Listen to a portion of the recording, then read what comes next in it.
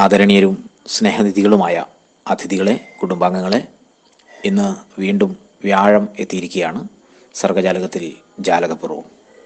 ആദ്യം സ്വാഗതമാകട്ടെ പ്രിയ കവിയും പ്രഭാഷകനും ദീർഘകാലമായി പയ്യന്നൂരിൻ്റെ ഹൃദയമിടിപ്പ് അളക്കുന്ന മാധ്യമപ്രവർത്തകനുമായ നമ്മുടെ ഭരണസമിതി അംഗം ശ്രീ ശിവൻ തെറ്റത്താണ് സ്വാഗതം പറയുന്നത്. അതിനായി അദ്ദേഹത്തെ സ്നേഹപൂർവ്വം ക്ഷണിക്കുകയാണ്.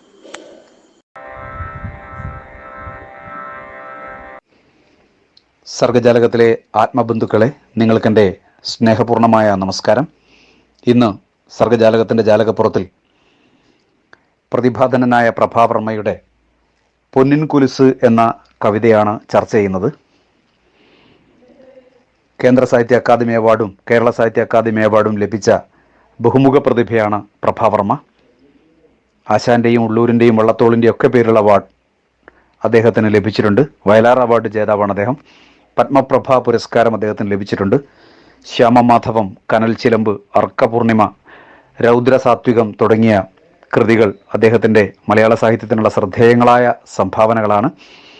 വ്യാസഭാരതത്തെ അടിസ്ഥാനമാക്കി രചിച്ച ശ്യാമമാധവം ഒരുപാട് തരത്തിലും തലത്തിലും ചർച്ച ചെയ്യപ്പെട്ട കൃതിയാണ്. കൃഷ്ണമാനസത്തിൻ്റെ സങ്കീർണ ഭാവങ്ങൾ വളരെ മനോഹരമായി ആവിഷ്കരിച്ച കൃതിയാണ് ശ്യാമമാധവം. പ്രഭാവർമ്മയെ പോലൊരാൾ നമ്മുടെ സർഗജാലകത്തിൽ എത്തിച്ചേരുന്നതിൽ വളരെ അഭിമാനകരമായ സന്തോഷമുണ്ട്. അദ്ദേഹത്തെ ഊഷ്മളമായി നിങ്ങൾക്ക് ഏവർക്കും വേണ്ടി ഹൃദയപൂർവ്വം സ്വാഗതം ചെയ്യുകയാണ് സർഗജാലകത്തിലേക്ക്.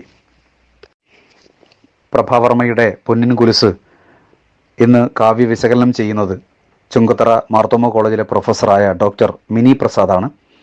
മലയാള സാഹിത്യത്തിലെ ശ്രദ്ധേയായ നിരൂപകയാണ് ഡോക്ടർ മിനി പ്രസാദ്. സ്ത്രീ, പരിസ്ഥിതി, ആത്മീയത, മലയാളത്തിൻ്റെ അനശ്വര കഥകൾ, പെൺകഥകളുടെ ഫെമിനിസ്റ്റ് വായന, ആണിൻ്റെ പെൺകഥകൾ, മലയാളത്തിൻ്റെ അനശ്വര കഥകൾ പഠനങ്ങൾ, അങ്ങനെ മികച്ച കൃതികൾ, എണ്ണം പറഞ്ഞ കൃതികൾ, ശ്രദ്ധേയമായ കൃതികൾ, മലയാള സാഹിത്യം ഏറെ ചർച്ച ചെയ്ത കൃതികളുടെയൊക്കെ രചയിതാവാണ് ഡോക്ടർ മിനി പ്രസാദ്. മികച്ച അധ്യാപികയായി തിരഞ്ഞെടുക്കപ്പെട്ടിട്ടുണ്ട് അവർ. മികച്ച അധ്യാപിക, മികച്ച നിരൂപക, മികച്ച സാഹിത്യകാരി എല്ലാമായ ഡോക്ടർ മിനി പ്രസാദിനെ ഹൃദയത്തിൻ്റെ ഭാഷയിൽ സർഗജാലകത്തിലേക്ക് കാവ്യ വിശകലനത്തിനായി സ്വാഗതം ചെയ്യുകയാണ്. സർഗാത്മകമായ ഇടപെടലുകളിലൂടെ സാഹിത്യ ചർച്ചയെ വളരെ ആകർഷകമായി നിലനിർത്തുന്നതിൽ ഏകോപന ചുമതല നിർവഹിക്കുന്ന ശ്രീ സദാശിവൻ ഇരിങ്ങലിന് വളരെ നിർണായകമായൊരു പങ്കുണ്ട്. അദ്ദേഹമാണ് ഇന്നും ഏകോപന ചുമതല നിർവഹിക്കുന്നത്. പത്രപ്രവർത്തകനും എഴുത്തുകാരനും കവിയും പ്രഭാഷകനുമൊക്കെയായ ശ്രീ സദാശിവൻ ഇരിങ്ങലിനെ ആദരപൂർവ്വം ഏകോപന ചുമതല നിർവഹിക്കാൻ ക്ഷണിക്കുകയാണ്. മലയാള സാഹിത്യത്തിലെ ശ്രദ്ധേയരായ നിരവധി എഴുത്തുകാരുടെ കൃതികൾ സർഗജാലകത്തിൻ്റെ ജാലകപ്പുറം ഇതിനകം ചർച്ച ചെയ്തു കഴിഞ്ഞു. സർഗാത്മകമായ വേറിട്ട വഴിയിലൂടെയുള്ള ഈ കുടുംബാംഗങ്ങളുടെ പ്രയാണത്തിന് നേതൃത്വപരമായ പങ്കാളിത്തം വഹിക്കുന്നതിൽ പ്രഥമ ഗണനീയരായ ശ്രീ ഗംഗൻ കുഞ്ഞുമംഗലം, പ്രസിഡന്റ് സർഗജാലകം, ആരാധ്യനായ സെക്രട്ടറി ശ്രീ ഈശ്വരേട്ടൻ എന്നിവരെയും ഹൃദയപൂർവ്വം ഈ സാഹിത്യ ചർച്ചയിലേക്ക്, കവിതാ ചർച്ചയിലേക്ക് സ്വാഗതം ചെയ്യുകയാണ്. ശ്രീ സദാശിവൻ ഇരിങ്ങലിനെ സ്വാഗതം ചെയ്തതിനൊപ്പം ഈ ചടങ്ങിന് കൃതജ്ഞത അറിയിക്കുന്നത് ശ്രീജിത്ത് കനായിയാണ്. മികച്ച എഴുത്തുകാരനായ ശ്രീജിത്ത് കനായിയെ ഹൃദയപൂർവ്വം സ്വാഗതം ചെയ്യുകയാണ് സർഗജാലകത്തിൻ്റെ ജാലകപ്പുറത്തിലേക്ക്. ഒപ്പം ഈ കുടുംബത്തിലെ മുഴുവൻ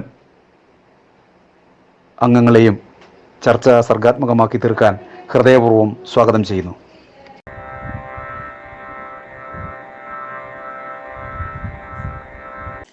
പയ്യന്നൂർ സർഗജാലകത്തിൻ്റെ ആരാധ്യനായ president Shri Gangan Kunhimangalam, secretary Shri AK. ഈശ്വരേട്ടൻ ഉൾപ്പെടെയുള്ള ഈ കുടുംബത്തിലെ മുഴുവൻ കുടുംബാംഗങ്ങളെ, നമ്മുടെ ബഹുമാന്യരായ അതിഥികളെ, ഇന്ന് ഈ ജാലകപ്പുറത്തിൽ കേന്ദ്ര സാഹിത്യ അക്കാദമി എക്സിക്യൂട്ടീവ് കമ്മിറ്റി അംഗവും മുഖ്യമന്ത്രിയുടെ പ്രസ് സെക്രട്ടറിയും ഒക്കെയായ കവി പ്രഭാവർമ്മയുടെ സാന്നിധ്യം തന്നെ സർഗജാലകത്തിനെ സംബന്ധിച്ച് ഏറെ അഭിമാനമുളവാക്കുന്ന ഒന്നാണ്. ചലച്ചിത്ര, നാടക, ഗാനരചയിതാവ്, പത്രപ്രവർത്തകൻ, ചാനൽ ന്യൂസ് ഡയറക്ടർ എന്നിങ്ങനെ ബഹുമുഖ സവിശേഷതകൾക്കുടമയായ ശ്രീ പ്രഭാവർമ്മ നമ്മോട് ആമുഖമായി ചിലത് പറയും. അതിനായി ആദരപൂർവ്വം ക്ഷണിക്കുകയാണ് ശ്രീ പ്രഭാവർമ്മയെ.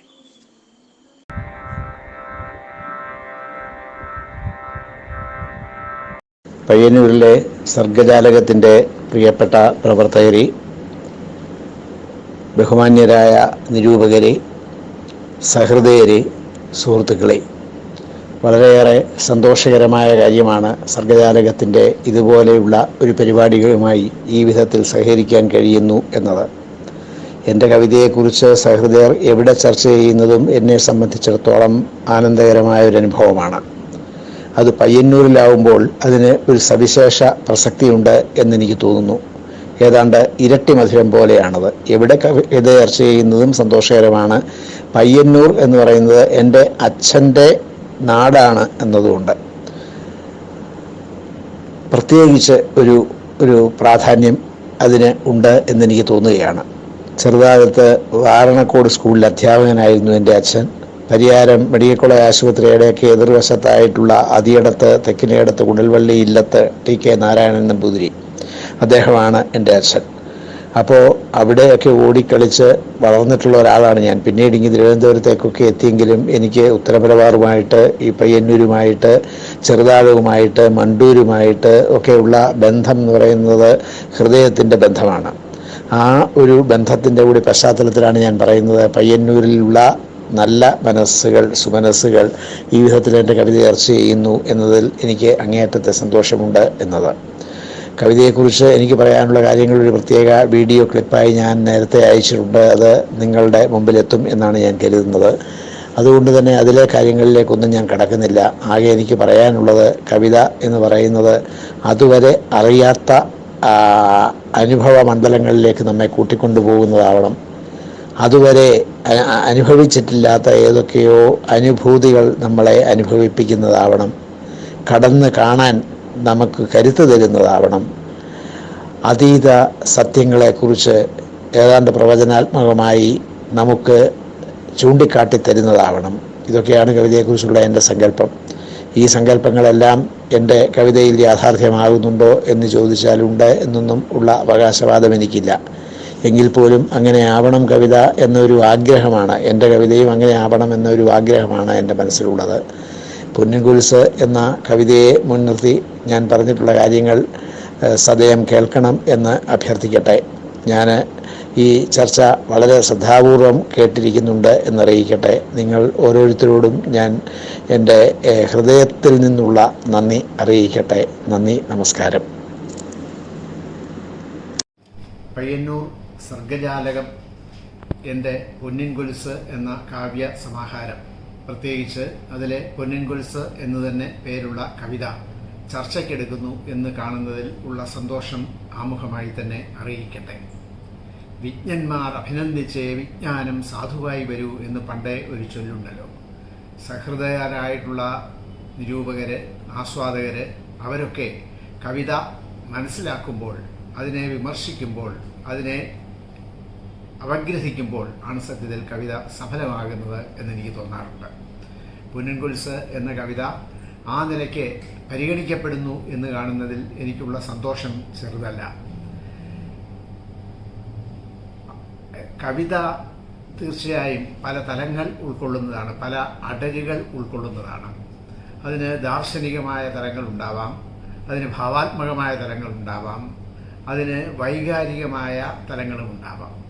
എന്നാൽ ഇതിൽ അവസാനം പറഞ്ഞത് ഈ വൈകാരികമായ തലം, അതിൽ വ്യാപരിക്കുന്ന തരത്തിലുള്ള കവിതകൾ അധികം ഞാൻ എഴുതിയിട്ടില്ല എന്നുള്ളതാണ് എൻ്റെ ഒരു സത്യം.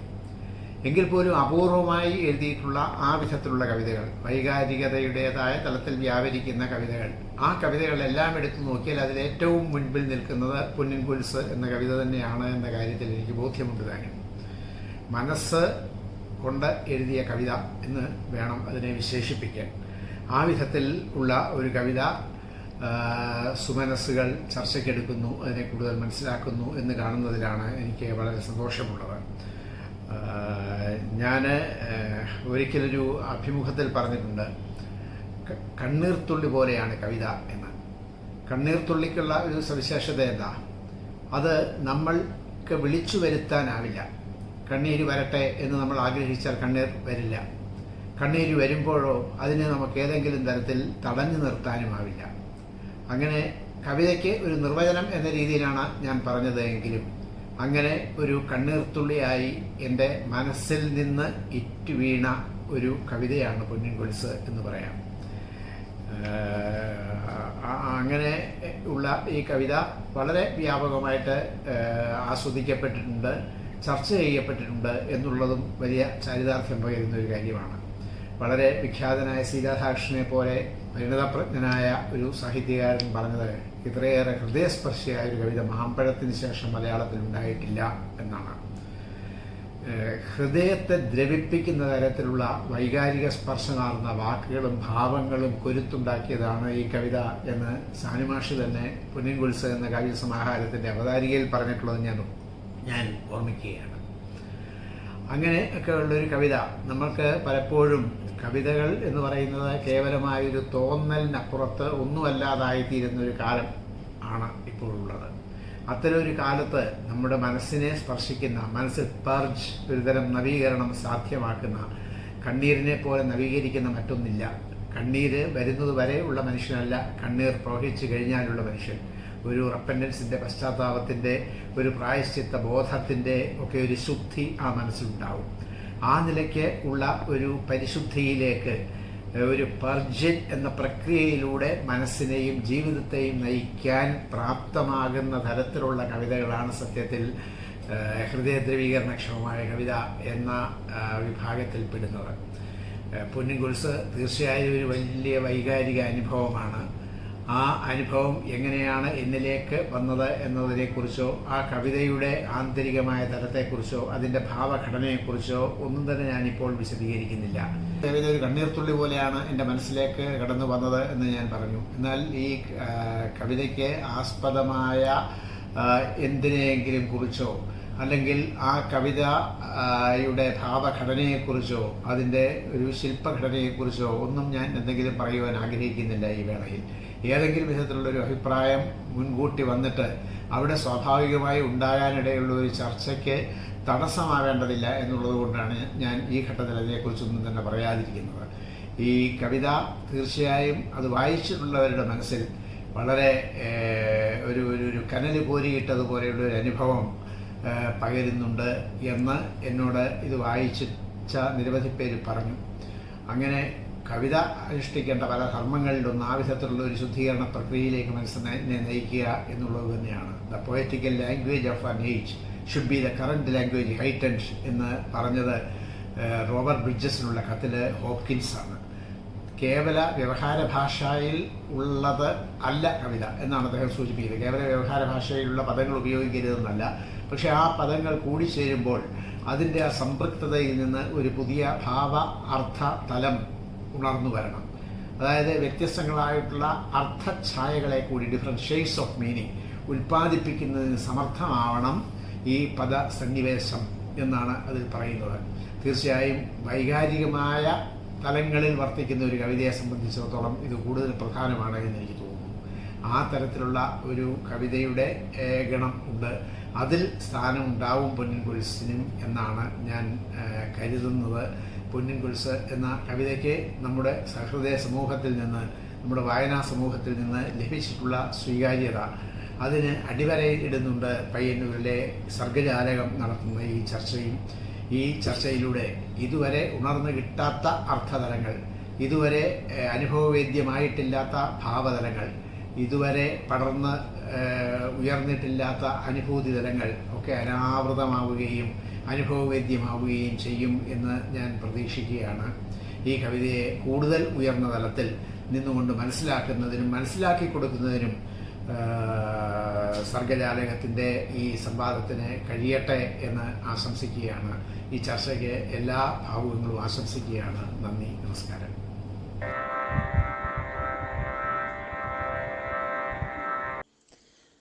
പ്രിയപ്പെട്ടവരെ, ഇന്നത്തെ കാവ്യവിശകലനത്തിനായി നമുക്ക് ലഭിച്ച അതിഥി നമുക്കൊരിക്കലും അതിഥിയല്ല.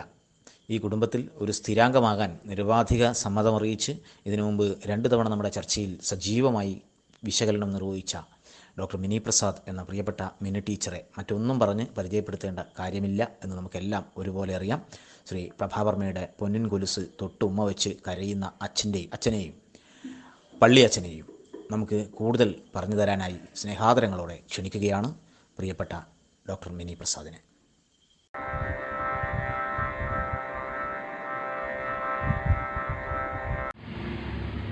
പ്രിയപ്പെട്ട സർഗജാലകം കുടുംബാംഗങ്ങളെ, വീണ്ടും നിങ്ങളോടൊപ്പം ഒരു തവണ കൂടെ ഈ പരിപാടിയിൽ വന്ന് പങ്കെടുക്കാൻ കഴിഞ്ഞതിലുള്ള സന്തോഷം അറിയിക്കട്ടെ.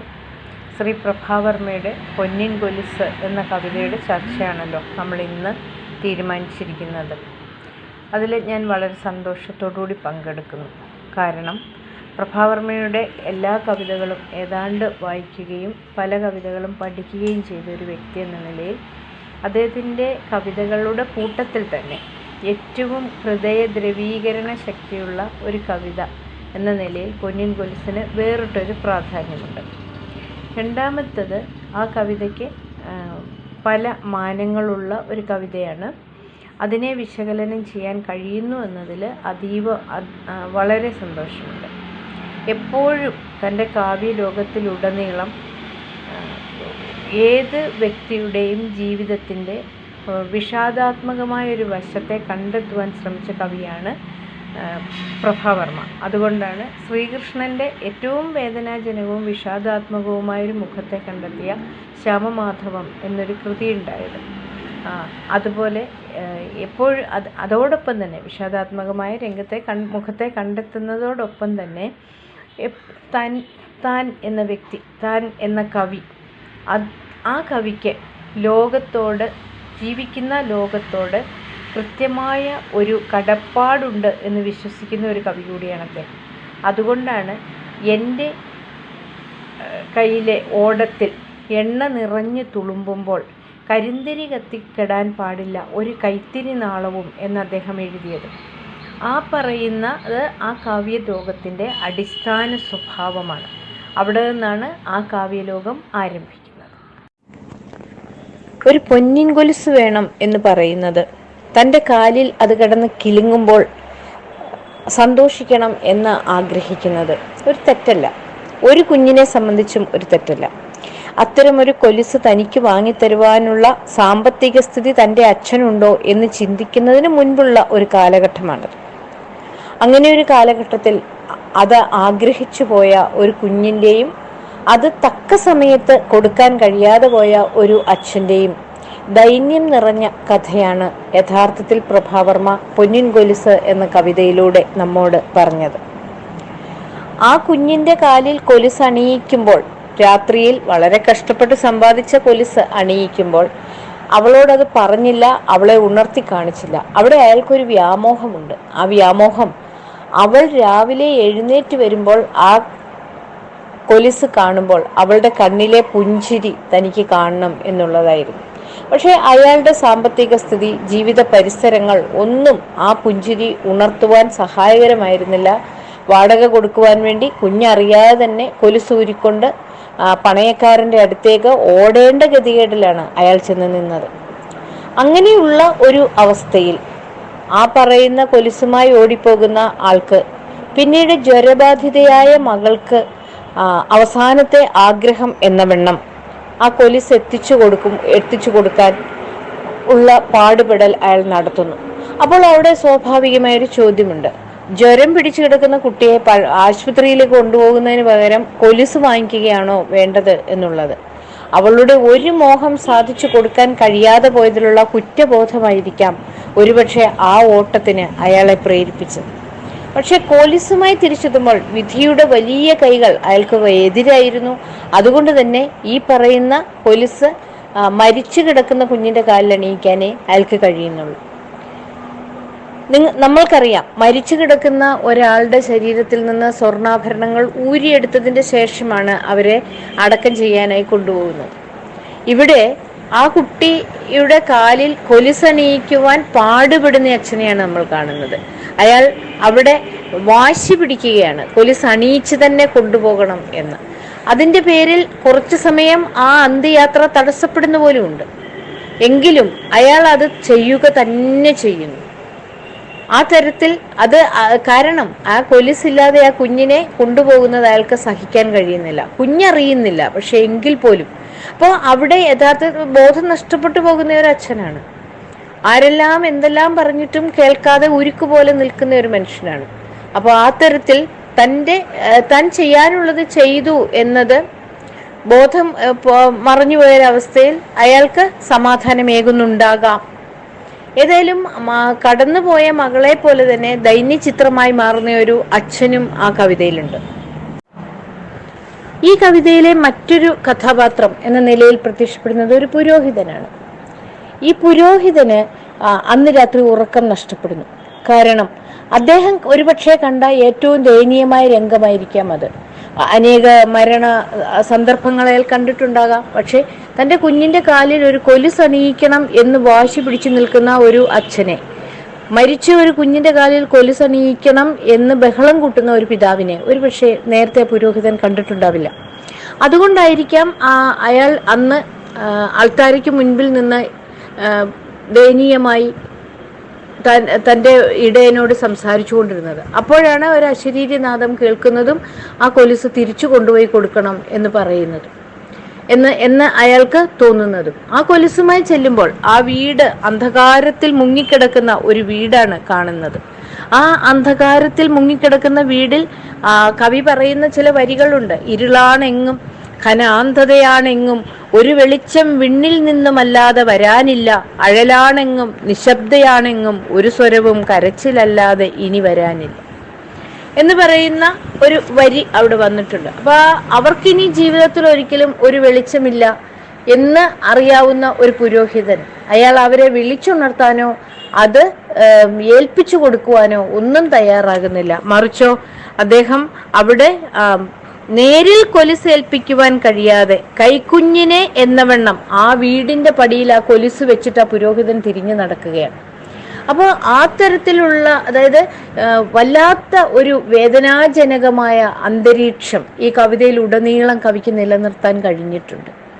ഈ കവിതയുടെ അവതാരികയിൽ സാനുമാഷ് പറയുന്നുണ്ട്, മാമ്പഴത്തെ ഈ കവിത ഓർമ്മപ്പെടുത്തുന്നു എന്ന് പറയുന്നുണ്ട്. പക്ഷെ മാമ്പഴത്തെക്കാൾ ഏറെ ഞാൻ ഒരു TV പരിപാടി, ചാനൽ പരിപാടിയിൽ കണ്ട ഒരു രംഗം ഇപ്പോൾ എൻ്റെ മനസ്സിലേക്ക് വരുന്നുണ്ട്. അതായത് ഒരു ചെരുപ്പ് വേണം എന്ന് പറഞ്ഞ് കരഞ്ഞ ഒരു കുഞ്ഞിനെയും കൊണ്ട് താൻ ഒരു ചെരുപ്പ് കടയിൽ ചെന്നിട്ട് 500 രൂപയായിരുന്നു അപ്പോൾ ചെരുപ്പിന്. അപ്പോൾ എൻ്റെ കയ്യിൽ 500 രൂപ ഉണ്ടായിരുന്നില്ല, നാളെ വാങ്ങിത്തരാം എന്ന് പറഞ്ഞ് ഞാൻ അവനെയും കൊണ്ട് തിരികെ പോന്നു. പിറ്റേ ദിവസം ആ ചെരുപ്പ് വാങ്ങിക്കൊടുക്കുവാൻ വേണ്ടി പോകുമ്പോൾ ഓട്ടോറിക്ഷ തൊഴിലാളിയുടെ മകനാണ് കുഞ്ഞ്.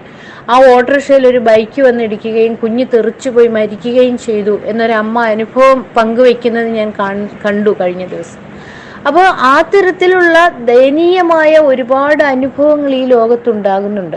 ചിലപ്പോൾ ഒരു കുഞ്ഞ് ആഗ്രഹിക്കുമ്പോൾ അത് ചെയ്തു കൊടുക്കാൻ കഴിയാതെ പോകുന്നത്, പിന്നീട് ഒരിക്കലും ചെയ്തു കൊടുക്കാൻ കഴിയാതെ പോകുന്നത്, അതൊരു വിങ്ങുന്ന നീറ്റലായി ഉള്ളിൻ്റെ ഉള്ളിൽ നിൽക്കുന്നത്, ഇങ്ങനെ നമ്മെ ഒരുപാട് കാര്യങ്ങൾ ഈ കവിത ഓർമ്മപ്പെടുത്തുന്നുണ്ട്.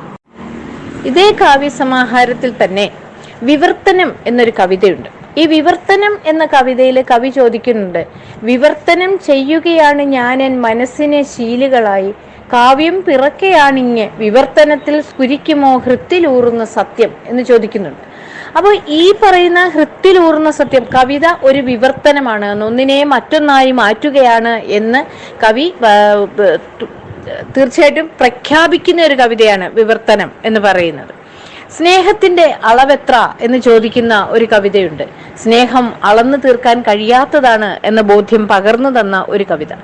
ഇതേ കാവ്യസമാഹാരത്തിൽ തന്നെ പട്ട് എന്ന് പറയുന്ന ഒരു കവിത കൂടിയുണ്ട്. പട്ടിന്റെ തുണി വാങ്ങാൻ ഒരു തുണിക്കടയിൽ പോകുന്ന, ഒരുപക്ഷെ കവി തന്നെയാകാം, അപ്പോൾ തുണിക്കടയിൽ നിന്ന് കേൾക്കുന്ന ഒരു കമന്റ്, പുരോഗമനക്കാർക്കും ഇപ്പൊ പട്ടുമതി എന്ന് പറയുന്ന ഒരു കമന്റ്. അപ്പോൾ ഇത് കേട്ടുകൊണ്ട് നിൽക്കുന്ന ആളോർക്കുന്നു, ഞാൻ ആർക്കു വേണ്ടിയാണ് ഒരു പട്ടുതുണി വാങ്ങിയത്? അത് അനാഥാലയത്തിൽ ഞാൻ ചെല്ലുന്നതും കാത്തിരിക്കുന്ന ഒരു കുഞ്ഞിനു വേണ്ടിയാണ്. അപ്പൊ ഈ തരത്തിൽ പാർശ്വവൽക്കരിക്കപ്പെട്ട് നിൽക്കുന്ന മനുഷ്യരോടുള്ള ഒരു ചേർന്ന് നിൽപ്പ് ഈ കവിതയുടെ ഒരു പൊതുവായ ഭാവമാണ് എന്ന് പറയാനാണ് ഞാൻ ഈ വരികൾ തീർച്ചയായിട്ടും ഉദ്ധരിച്ചത്. അത് തന്നെയാണ് ശ്രീകൃഷ്ണനെ തൻ്റെ എല്ലാ തരത്തിലുള്ള വിജയങ്ങൾക്കും അപ്പുറത്ത് ഏകനും വിഷാദമുഖനുമായി കണ്ടെത്തിയത്. കനൽ ചിലമ്പ് എന്ന് പറയുന്ന കാവ്യത്തിൽ ഒരു പാൽക്കുടം വീണുടഞ്ഞിട്ടും എന്തുകൊണ്ടൊരു പാൽക്കാരി കരഞ്ഞില്ല എന്ന് പറയുന്ന ചോദ്യത്തിന്റെ ഉത്തരം തേടി കനൽ ചിലമ്പ് എന്ന് പറയുന്ന വലിയൊരു കാവ്യം എഴുതിയുണ്ടാക്കിയത്. അപ്പൊ ഈ തരത്തിൽ പാർശ്വവൽക്കരിക്കപ്പെട്ട അല്ലെങ്കിൽ ദുഃഖത്തിന്റെ ഒരു വശത്തേക്ക് തള്ളിപ്പോകുന്ന മനുഷ്യരോടുള്ള ഒരു വലിയ അനുകമ്പ നിറഞ്ഞ ജീവിതത്തിന്റെ അവസ്ഥയാണ് തീർച്ചയായും ഈ കവിതയെയും കവിയെയും വ്യത്യസ്തനാക്കും.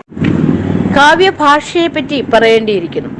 തീർച്ചയായും നമുക്കറിയാം, ആധുനികത കൊടികൊണ്ടു നിന്ന കാലഘട്ടത്തിൽ അതിൽ നിന്ന് അതിന്റെ ആ ഒരു ഒഴുക്കിനൊത്തു നീന്താതിരുന്ന കവിയായിരുന്നു പ്രഭാവർമ്മ. ആദ്യം മുതലുള്ള അദ്ദേഹത്തിന്റെ കവിതകളിൽ വളരെ സൂക്ഷ്മമായി പ്രയോഗിക്കുന്ന വാക്കുകളിലൂടെ ഹൃദയത്തിൽ, വായനക്കാരന്റെ, അനുവാചകന്റെ എന്ന് തന്നെ പറയട്ടെ, ഹൃദയത്തിൽ ഒരു നൊമ്പരം അല്ലെങ്കിൽ വീണ്ടും എന്ത്, അതിനും അപ്പുറത്തെന്ത് എന്ന് ചിന്തിപ്പിക്കുന്ന തരത്തിൽ ആ കവിതകളെ ചമയിച്ചു വിടുവാൻ എപ്പോഴും പ്രഭാവർമ്മ ശ്രദ്ധിച്ചിരുന്നു എന്നുള്ളതാണ്. അതുകൊണ്ടാണ് നോക്കൂ, നിറകണ്ണുകളിൽ നിന്ന് മുതിരുന്ന കണ്ണീർക്കണം ചിതറുന്ന കൊലുസിനെ തൊട്ട് അലറിക്കരയുന്നു എന്ന് എഴുതാനാവുന്നത്. പിന്നെ അതുപോലെ തന്നെ വിങ്ങലിൽ പലേ വാക്കും മങ്ങുന്നു എന്നാകിലും എങ്ങനോ തേങ്ങലുകൾക്കിടയിലൂടെ ഒട്ടിട തിളച്ചുയരും വാക്ക് ഈ മട്ടിൽ കേൾക്കായി എന്ന് പറയുന്നത്. അപ്പൊ തേങ്ങല്, അതിൻ്റെ ഇടയിലൂടെ തിളച്ചുയരുന്ന ഒരു വാക്ക് ഇങ്ങനെ പ്രയോഗിക്കാൻ കവി പ്രഭാവർമ്മയ്ക്ക് മാത്രമേ മലയാളത്തിൽ കഴിയൂ എന്നുള്ളത് ഒരു സത്യമാണ്. പിന്നെ അതുപോലെ തന്നെ ഒരു മരണ വീടിന്റെ അന്തരീക്ഷത്തെ കൊണ്ടുവരുവാൻ വേണ്ടിയിട്ട് കവി ഉപയോഗിക്കുന്ന ചില, അതായത് പുക, ദീപം, സ്തോത്രങ്ങൾ, അങ്ങനെയുള്ള ചില വാക്കുകൾ, അതൊക്കെ കൂടി ആ കവിതയ്ക്ക് മൊത്തത്തിൽ ഒരു മരണ വീടിന്റെ അന്തരീക്ഷം നേടിത്തരുന്നുണ്ട്. പിന്നെ അതേ അവസാനം തിരിച്ചു വരുന്ന പുരോഹിതനെ അവതരിപ്പിക്കുന്ന 4-ാം ഖണ്ഡത്തിൽ എത്തുമ്പോൾ ആ 4-ാം ഖണ്ഡത്തിൽ പറയുന്ന ഒരു കാര്യമുണ്ട് കേട്ടോ. അതിൽ പറയുന്ന ഒരു കാര്യമുണ്ട്, അതായത് ഒരു സ്വരവും കരച്ചിലല്ലാതെ ഇനി ആ വീട്ടിൽ വരാനില്ല എന്നാണ്. പിന്നെ സന്ധ്യയായി അസ്തമിച്ചു പോകുന്ന സൂര്യബിംബം ആഴത്തിൽ, വസന്തത്തിന്റെ ഓരോ പൂവും മഞ്ഞു വീണ് അടർന്നു പോയ ഒരു വീടാണിത്. വസന്തത്തിന്റെ ഓരോ പൂവും മഞ്ഞു വീണ് അടർന്നു പോയ ഒരു പൂവ്. വസന്തത്തിൽ മഞ്ഞില്ല എന്ന് ഓർക്കണം. അപ്പോൾ അവിടെ ആ വസന്തകാലത്ത് മഞ്ഞ് വന്നു വീഴുകയും അങ്ങനെ ആ പൂവുകൾ ഇല്ലാതാവുകയും ചെയ്യുന്നു. ഇതിൽ കൂടുതൽ എങ്ങനെയാണ് ഒരു കുഞ്ഞു മരിച്ചുപോയ വീടിനെ ഒരു കവിക്ക്, ഒരു അനുവാചകന് പരിചയപ്പെടുത്തി കൊടുക്കാൻ കഴിയുക? ഇതാണ് പൊന്നിൻ കൊലുസ് എന്ന കവിതയുടെ വ്യതിയാനത എന്ന് പറഞ്ഞുകൊണ്ട് നിർത്തുന്നു.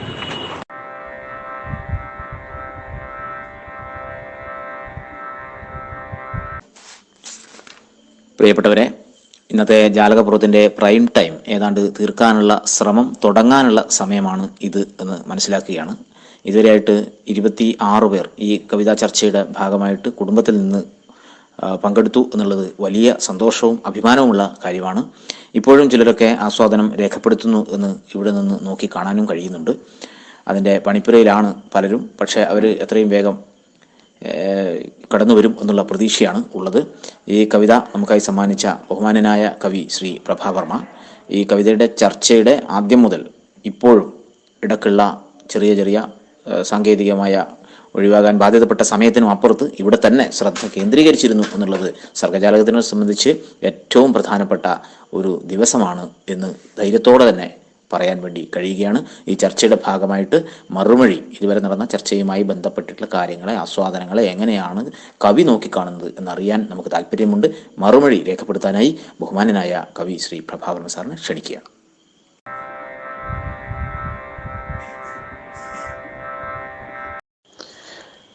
വളരെ സന്തോഷകരമായൊരു അനുഭവമായി ഇത്. പയ്യന്നൂർ സർഗജാലകം അവരുടെ ജാലകപ്പുറം എന്ന പരിപാടിയുടെ ഭാഗമായിട്ട് പൊന്നിൻ കൊലുസ് എന്ന എൻ്റെ കാവ്യ സമാഹാരം പൊതുവിലും അതിലെ പൊന്നിൻ കൊലുസ് എന്ന് തന്നെ പേരായ കവിത പ്രത്യേകിച്ചും എടുത്ത് ചർച്ച ചെയ്തു. ഏതാണ്ട് 26-27 പേര് ഈ ചർച്ചയിൽ പങ്കെടുത്തു. വളരെ അർത്ഥപൂർണമായ, വളരെ വിജ്ഞാനപ്രദമായ, എനിക്ക് തന്നെ പുതിയ ചില അടരുകൾ, കവിതയെ സംബന്ധിച്ച സങ്കല്പത്തിൻ്റെ അടരുകൾ ലഭിക്കുന്ന തരത്തിൽ അർത്ഥപൂർണമായി ഈ ചർച്ച എന്ന് പറയുന്നതിൽ എനിക്ക് അങ്ങേയറ്റം സന്തോഷമുണ്ട്. അകമേ പരിണാമം വരുത്തി സ്വാസ്ഥ്യം നരർക്കരുളാൻ കവിത പോൽ മറ്റുണ്ടോ ശുശ്രൂഷിക എന്ന് പറഞ്ഞത് വൈലോപ്പിള്ളി മാഷാണ്. അകമേ ഒരു പരിണാമം വരുത്തുക എന്നുള്ളത് ഇംഗ്ലീഷിൽ പർജ് എന്നൊക്കെ പറയുമല്ലോ, ആ വിധത്തിലുള്ള ഒരു പരിണാമം, ഒരു ശുദ്ധീകരണം വരുത്തുക എന്നുള്ളതാണ് കവിത അനുഷ്ഠിക്കേണ്ട വലിയ ധർമ്മം എന്നാണ് വൈലോപ്പിള്ളി മാഷ് പറഞ്ഞത്. ആ ഒരു ധർമ്മം അനുഷ്ഠിക്കുന്ന തരത്തിലുള്ള കവിതകൾ മലയാളത്തിൽ ധാരാളമായിട്ടുണ്ടാകേണ്ടതുണ്ട് എന്നതിൻ്റെ ഒരു ആവശ്യകതയ്ക്ക് അടിവര ഇടുക കൂടിയായിരുന്നു സത്യത്തിൽ ഈ ചർച്ച എന്നെനിക്ക് തോന്നുകയാണ്. ചർച്ചയുടെ പ്രാരംഭത്തിൽ അജിത KCTP, ആ അജിത ടീച്ചർ ഒരു കവിത ചൊല്ലി, എൻ്റെ കവിത പൊന്നിൻ കുരിശ് എന്ന കവിത ചൊല്ലി.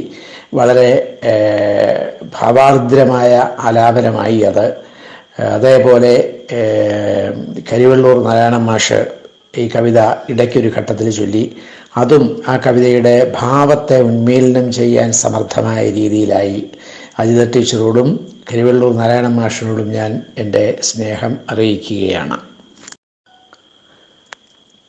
ശ്രീ ഗംഗൻ കുഞ്ഞിമംഗലം, ശ്രീ ശിവൻ തെറ്റത്ത്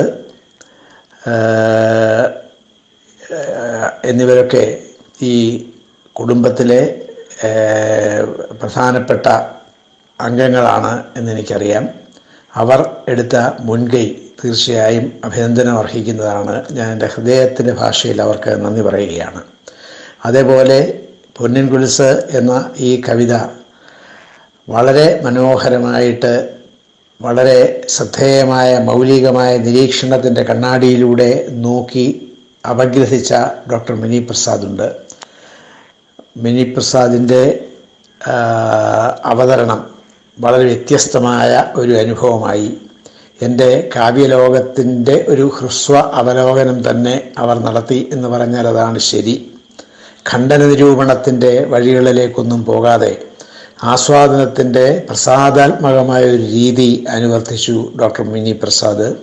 കവിതയുടെ മധുരം അനുഭവിപ്പിക്കുന്ന മന്ദസമീരണ സമാനമായ ശൈലി ലീലാവതി ടീച്ചറുടെ നിരൂപണ രീതിയെ ഓർമ്മിപ്പിച്ചു. ലീലാവതി ടീച്ചറെ കുറിച്ച് ആലോചിക്കുമ്പോൾ സത്യത്തിൽ നമ്മുടെ സാഹിത്യരംഗത്തെ ഒരു ഏകാന്ത നിരൂപക വ്യക്തിത്വമാണ്, സ്ത്രീ വ്യക്തിത്വം എന്ന് പറയണം. രണ്ടാമതൊരു സ്ത്രീ ലീലാവതി ടീച്ചറുടെ അടുത്ത് നിൽക്കാനില്ല. ആ ഒരു കുറവ് പരിഹരിക്കാൻ കഴിയുന്ന ഒരാളെ ഞാൻ ഡോക്ടർ മിനി പ്രസാദിൽ കാണുന്നു.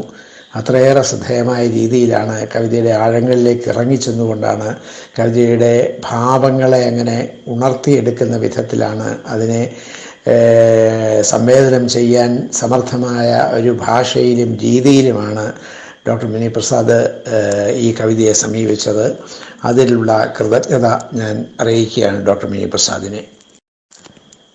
പിന്നീട് ഞാൻ നേരത്തെ സൂചിപ്പിച്ചതുപോലെ 28ഓളം പേരാണ് ഇതിൽ പങ്കെടുത്തത്.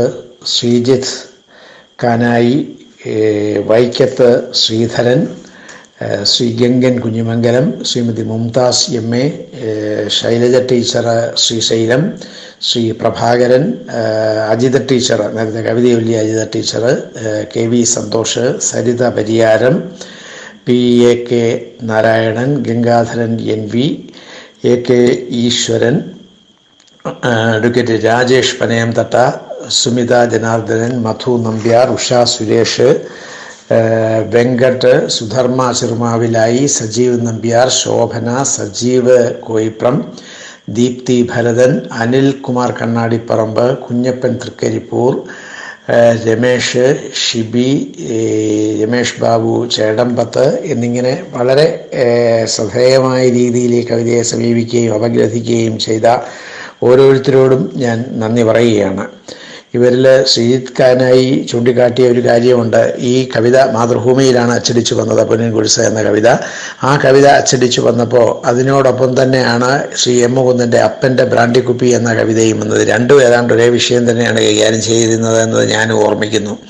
എന്ന് മാത്രമല്ല, ഈ ഒരേ വിഷയം കൈകാര്യം ചെയ്യുന്ന, വ്യത്യസ്തമായ തരത്തിൽ കൈകാര്യം ചെയ്യുന്ന രണ്ട് സാഹിത്യ സൃഷ്ടികൾ ഒരേ ലക്കത്തിൽ വന്നുവല്ലോ എന്നതിൻ്റെ ഒരു സന്തോഷം ഞാൻ അന്ന് തന്നെ ശ്രീ M. മുകുന്ദനെ ഫോണിൽ വിളിച്ചറിയിക്കുകയും മുകുന്ദൻ തന്നെ അതിൽ വലിയ വിസ്മയം പ്രകടിപ്പിക്കുകയും ചെയ്തു എന്നുകൂടി ഇതിനനുബന്ധമായി പറയട്ടെ. തുടക്കത്തിൽ ഞാൻ പറഞ്ഞൊരു കാര്യമുണ്ട്, the poetical language of an age should be the current language heightens എന്ന് ഹോപ്കിൻസ് പറഞ്ഞ കാര്യമാണത്. റോബർട്ട് ബ്രിഡ്ജസിനുള്ളൊരു കത്തിലാണ് ഹോപ്കിൻസ് അത് പറഞ്ഞത്. The poetical language of an age, അതായത് ഒരു കാലഘട്ടത്തിൻ്റെ കാവ്യഭാഷ എന്ന് പറയുന്നത് that is the current language heightened. Current language എന്ന് പറയുന്നത് നമ്മുടെ വ്യവഹാര ഭാഷയാണ്, നമ്മൾ സാധാരണ ഉപയോഗിക്കുന്ന ഭാഷയാണ്. ആ ഭാഷ ഹൈറ്റൻഡ് ആകുമ്പോൾ, ഉയർത്തപ്പെടുമ്പോൾ, ഉദാത്തവൽക്കരിക്കപ്പെടുമ്പോൾ, ഏതാണ്ട് ഒരു സബ്ലിമിറ്റിയിലേക്ക് എത്തുമ്പോൾ ആണ് കാവ്യഭാഷ ഉണ്ടാവുന്നത് എന്നാണ് പറയുന്നത്. അതൊരു സത്യമാണ് എന്ന് കവിതയെ സൂക്ഷ്മമായി നിരീക്ഷിക്കുന്ന ആർക്കും മനസ്സിലാക്കാൻ പറ്റും. യേശു വെള്ളം വീഞ്ഞാക്കി എന്ന് പറയുന്നത് ഒരു കേവല വ്യവഹാര ഭാഷയിലെ പ്രസ്താവനയാകുന്നതേ ഉള്ളൂ. എന്നാൽ ബൈറനെ പോലെ ഒരു കവി പറഞ്ഞത്, water looks towards the face of its creator, seeing that face its face blushed എന്നാണ്. ജലം സൃഷ്ടാവിൻ്റെ മുഖത്തേക്ക് നോക്കി. സൃഷ്ടിയെ സംബന്ധിച്ചിടത്തോളം സൃഷ്ടാവിൻ്റെ മുഖം കാണുക എന്നതിനേക്കാൾ വലിയ ഒരു ആനന്ദാനുഭവം ഉണ്ടാവാനില്ല. അപ്പോൾ ജലം സൃഷ്ടാവിൻ്റെ യേശുവിൻ്റെ മുഖത്തേക്ക് നോക്കി. ആ മുഖം കണ്ട് സന്തോഷം കൊണ്ട് ജലത്തിൻ്റെ മുഖം ചുവന്നു തുടുത്തു. വെള്ളം വീഞ്ഞായി എന്ന് പറയുന്നതിൻ്റെ മറ്റൊരു രൂപമാണിത്. ഇങ്ങനൊരു പ്രത്യേക രീതിയിൽ പറയുക. ഈ the way in which we say something it matters a lot. അതായത് ഒരു സവിശേഷമായ രീതിയിലുള്ള പറച്ചിൽ. ആ പറച്ചിൽ രീതി കൂടിയാണ് സത്യത്തിൽ കവിതയെ ഉണ്ടാക്കുന്നത്. ആ കവിതയുടെ ക്രീമിനെ ഉണ്ടാക്കുന്നത്, കവിതയുടെ ഒരു വെണ്ണപ്പാളി ഉണ്ടാക്കുന്നതാണ്. ആ ഒരു ബോധം നമ്മുടെ കാവ്യരംഗത്ത് നിന്ന് വളരെ പെട്ടെന്ന് മാഞ്ഞു പോകുന്നില്ലേ എന്നും, കേവല വ്യവഹാര ഭാഷ മാത്രം മതി കവിതയ്ക്ക് എന്നും ഒക്കെ ചിന്തിക്കുന്ന ഒരു രീതിയില്ലേ എന്ന് ആലോചിക്കണം. അതിനെയൊക്കെ ചോർത്തിക്കളഞ്ഞാൽ നമ്മുടെ ഭാഷ നിലനിൽക്കില്ല, നമ്മുടെ കാവ്യഭാഷ നിലനിൽക്കില്ല. എന്തിൻ്റെ പേരിലായാലും നമ്മുടെ ഭാഷയിലെ ഏതാണ്ട് 85% പദങ്ങളും ചോർത്തിക്കളയുന്ന ഒരു രീതി വരുന്നു. ഭാഷയിൽ ഈ പദങ്ങളൊന്നും വേണ്ട എന്നുള്ള മട്ടിലാണ്. എന്നിട്ട് കേവലം 10-15% വാക്കുകൾ കൊണ്ട് മാത്രം നടത്തുന്ന ഒരു ചൂതുകളിയായിട്ട് കാവ്യരചന മാറുന്ന ഒരവസ്ഥയുണ്ട്. ആ രീതിയിൽ ഭാഷയിൽ നിന്ന് വാക്കുകളെ ചോർത്തിക്കളയലാണോ ആധുനികത എന്നത് സംബന്ധിച്ചുള്ള ആലോചനകളും ഉണ്ടാവേണ്ടതുണ്ട്. ഇതൊക്കെ നമ്മുടെ പുതിയ തലമുറയിലേക്ക് മലയാള കവിത ഒരു വിധത്തിലുള്ള ഗ്ലാനിയും കൂടാതെ കടന്നു ചെല്ലണമെന്ന ആഗ്രഹം കൊണ്ട് പറയുന്നതാണ്.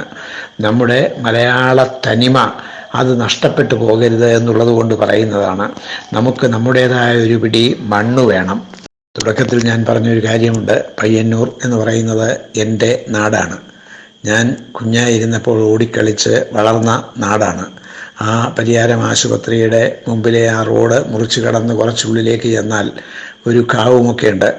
ആ കാവ് ഒക്കെ നിന്നിടം അവിടെ ആണ് എൻ്റെ അച്ഛൻ ജനിച്ച ഇടം. അവിടെ നിന്ന് പിന്നീട് ചെറുതാഴത്ത് ആ മണ്ടൂരിലേക്ക് മാറി താമസിച്ചു. അവിടെയുള്ള വാരണക്കോട് സ്കൂളിൽ അച്ഛൻ പഠിപ്പിച്ചു. ഇതുകൊണ്ടൊക്കെ എനിക്ക് അച്ഛനോടുള്ളൊരു സ്നേഹവായ്പ്, ആ സ്നേഹവായ്പ തന്നെയാണ് എനിക്ക് പയ്യന്നൂരിനോടും ഈ ഉത്തരമലബാറിനോടും പഴയങ്ങാടിയോടും ചെറുതാഴത്തോടും എരിമലയോടും മണ്ടൂരിനോടും ഒക്കെ ഉള്ളത്. അങ്ങനെ ഉള്ള എൻ്റെ നാട്, എൻ്റെ മണ്ണ്, എൻ്റെ സഹോദരങ്ങൾ എൻ്റെ കവിതയെ സ്നേഹപൂർവ്വം ചേർത്ത് പിടിക്കുന്നു എന്ന് കാണുന്നതിലുള്ള സന്തോഷം എനിക്ക് വാക്കുകൾ കൊണ്ട് പ്രകടിപ്പിക്കാൻ കഴിയുന്നതല്ല.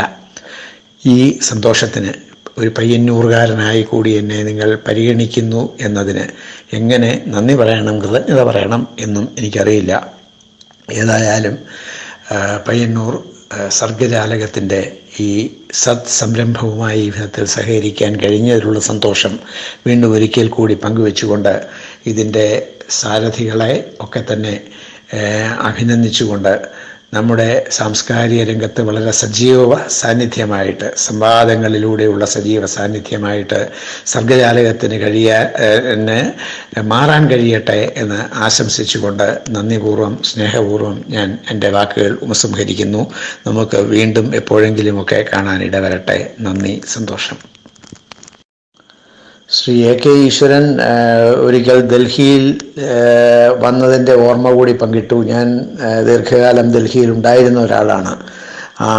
ആ ഘട്ടത്തിൽ ഒരിക്കൽ ഡൽഹിയിൽ വരികയും സാഹിത്യ സംബന്ധമായ ചില കാര്യങ്ങളൊക്കെ പങ്കുവയ്ക്കുകയും ഒക്കെ ചെയ്തു. അതിൻ്റെ ഒരു നേർത്ത ഓർമ്മ, വളരെ നേർത്ത, അതിലോലമായ എന്ന് പറയണം, ആ വിധത്തിലുള്ള ഒരു ഓർമ്മ എൻ്റെ മനസ്സിലുമുണ്ട് എന്ന് അറിയിക്കുന്നതിൽ എനിക്ക് വലിയ സന്തോഷമുണ്ട്. അതേപോലെ സ്വന്തം അനുഭവത്തിൻ്റെ പശ്ചാത്തലത്തിൽ വല്ലാത്തൊരു തീക്ഷ്ണാനുഭവം കലർത്തി ആണ് ശ്രീ കുഞ്ഞപ്പൻ തൃക്കരിപ്പൂർ ഈ കവിതയെ മുൻനിർത്തി ചില കാര്യങ്ങൾ അവതരിപ്പിച്ചത്. അദ്ദേഹത്തിൻ്റെ മനസ്സിനോട് ചേർന്ന് നിൽക്കാനും എനിക്ക് വലിയ ചേർന്ന് നിൽക്കുന്നത് എനിക്ക് വലിയ ആശ്വാസകരമായി അനുഭവപ്പെടുകയാണ് എന്നുകൂടി പറയേണ്ടതുണ്ട് എന്നെനിക്ക് തോന്നുന്നു. നമ്മുടെ കവിതയിൽ നിന്ന് വൈകാരിക അംശമൊക്കെ ചോർന്നു പോവുകയും ഏതാണ്ട് ജഡപ്രായമായ ഒന്നായി നമ്മുടെ കവിത അധപ്പതിക്കുകയും ചെയ്യുകയാണ് എന്നുള്ളത് വേദനയോടെ ഞാൻ നിങ്ങളുമായി പങ്കുവയ്ക്കുകയാണ്. അങ്ങനെ ആവാതിരിക്കണമെങ്കിൽ സഹൃദയരുടെ പക്ഷത്ത് നിന്ന്, അനുവാചകരുടെ പക്ഷത്ത് നിന്ന് കാര്യമായ ഇടപെടൽ ഉണ്ടായേ പറ്റൂ. നമ്മുടെ കവിതയെ നമ്മുടേതാക്കിയ ഘടകങ്ങൾ എല്ലാം അതിൽ നിന്ന് ചോർത്തിക്കളയുന്നു. നമ്മുടേതായ ഈണങ്ങൾ, നമ്മുടേതായ താളക്രമങ്ങൾ, നമ്മുടേതായ ചൊൽവഴക്കങ്ങൾ, നമ്മുടേതായ ശീലുകൾ, ഇതെല്ലാം അങ്ങോട്ട് ചോർത്തിക്കളഞ്ഞ് മലയാണ്മയുടേതായ ആ മലയാളിത്തത്തിൻ്റെ സാരസത്തെ ആകെ ചോർത്തിക്കളഞ്ഞ് ഏതാണ്ട് ഒരു അസ്ഥികൂട മാത്രമാക്കി നമ്മുടെ ഭാഷയെ, നമ്മുടെ കാവ്യഭാഷയെ മാറ്റുന്നതിന് എതിരായ ഒരു ഉണർവ് സഹൃദയപക്ഷത്ത് ഉണ്ടാകണം എന്നൊരു അപേക്ഷ ഞാൻ നിങ്ങളുടെ മുമ്പിൽ വയ്ക്കുകയാണ്. അങ്ങനെ നിങ്ങളുടെ മുമ്പിൽ വയ്ക്കുന്നത് വലിയൊരു വിശ്വാസത്തിൻ്റെ അടിസ്ഥാനത്തിലാണ്. പൊന്നിൻ കുരിശിനെ ഈ വിധത്തിൽ കാണുകയും സമീപിക്കുകയും അപഗ്രഥിക്കുകയും അനുഭവിക്കുകയും ചെയ്തവരാണ് നിങ്ങൾ ഓരോരുത്തരും. അതുകൊണ്ട് തന്നെ കവിതയുടെ ഭാഗത്ത് ജാഗ്രതയോടെ നിലയുറപ്പിക്കുന്നവരാണ് നിങ്ങൾ എന്ന് ഞാൻ കരുതുന്നു. അതുകൊണ്ടാണ് ഞാൻ പറയുന്നത്, നമ്മുടെ കവിതയെ ഒരു ജഡപ്രായമായ എന്തോ ആക്കി മാറ്റുന്ന ഒരു ശ്രമം തുടർച്ചയായിട്ടുണ്ടാകുമ്പോൾ നമ്മുടെ മലയാളിത്തത്തിൻ്റെതായ നന്മയുടേതായ ചില അംശങ്ങളൊക്കെ അതിൽ നിലനിർത്തുന്നതിന് വേണ്ടിയുള്ള ഇടപെടൽ ഉണ്ടാകേണ്ടതുണ്ട്. നമ്മുടെ ഭാഷയുടെ പ്രത്യേകത, അതിൻ്റെ ഒരു താളാത്മകത, അതിൻ്റെ ഒരു ഈണ സമൃദ്ധി, അതൊക്കെ തന്നെ എല്ലാം ചോർത്തിക്കളഞ്ഞിട്ട് നമ്മൾ എന്തിനാണ് ഈ ഭാഷയെ ഇങ്ങനെ വികലമാക്കുന്നത് എന്ന് ആലോചിക്കേണ്ടതുണ്ട് എന്നെനിക്ക് തോന്നുന്നു. നമുക്ക് നമ്മുടേതായ ഒരു പിടി മണ്ണ് ഉണ്ടായാൽ മാത്രമേ ആ മണ്ണിൽ വേരുകൾ ആഴ്ത്തിക്കൊണ്ട് എല്ലാവരുടേതുമായൊരു ആകാശത്ത് മുഖത്തലമയോടുകൂടി ഉയർന്നു നിൽക്കാൻ, അങ്ങനെ ശോഭിച്ചു നിൽക്കാൻ നമുക്ക് കഴിയൂ. ആ മണ്ണ് ഇല്ലെങ്കിലോ? മലയാളത്തിൽ നിന്ന് ഉണ്ടാകുന്ന കവിത മലയാളത്തിൻ്റെ കവിതയാവണം. അല്ലാതെ ലോകത്തിൻ്റെ ഏത് ഭാഗത്ത് എഴുതപ്പെടുന്ന കവിതയുമായാൽ പോരാ. നമ്മളുടേതായ ഒരു സാംസ്കാരിക സ്വത്വത്തിൻ്റെ മുദ്ര പതിഞ്ഞ കവിതയാണ് ഉണ്ടാവേണ്ടത്. പി കുഞ്ഞാവൻ നായരും ഇടശ്ശേരിയും വൈലോപ്പിള്ളിയും ഒക്കെ ആ വിധത്തിലുള്ള ഈ സാംസ്കാരിക സ്വത്വത്തിൻ്റെ മുദ്ര അണിഞ്ഞ കവിതകളാണ് നമുക്ക് തന്നത്.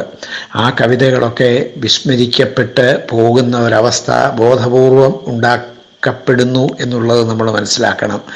അതിനെ ചെറുക്കാനും നമ്മുടെ ഭാഷയെ ശക്തിപ്പെടുത്തിക്കൊണ്ട്, ഭാഷയെ ശക്തിപ്പെടുത്തുക എന്ന് പറയുന്നത് വളരെ പ്രധാനമാണ്. ഏത് അധിനിവേശ ശക്തിക്ക് മുമ്പിലും കീഴടങ്ങിപ്പോകും. ഭാഷയെക്കുറിച്ചും സംസ്കാരത്തെക്കുറിച്ചും സാഹിത്യത്തെക്കുറിച്ചും ഒക്കെ അഭിമാനിക്കാനൊന്നുമില്ല എന്ന് വന്നാൽ ഏത് ജനതയും അങ്ങനെ കീഴടങ്ങി പോകാതെ തല ഉയർത്തിപ്പിടിച്ച് നിന്ന് ചെറുക്കുന്ന ഒരു ജനത, സാംസ്കാരിക അധിനിവേശത്തെ ചെറുക്കുന്ന ഒരു ജനത ഉണ്ടാവണമെങ്കിൽ അവർക്ക് നമ്മുടെ ഭാഷയെക്കുറിച്ചൊരു അഭിമാനം ഉണ്ടാവണം. നമ്മുടെ ഭാഷയിൽ നിന്ന് നഷ്ടപ്പെടുന്നതിനെക്കുറിച്ചൊരു ബോധം ഉണ്ടാവണം. എന്തു നേടി അറിയില്ലെൻ ഇളം തലമുറ, പക്ഷേ എന്ത് നഷ്ടപ്പെടാനുണ്ടെന്നറിഞ്ഞേ പറ്റൂ എന്ന് ഇടശ്ശേരിയാണ് പറഞ്ഞത്. എന്താണ് നേടുന്നത് എന്ന് നമ്മുടെ പുതിയ തലമുറ അറിയുന്നില്ല.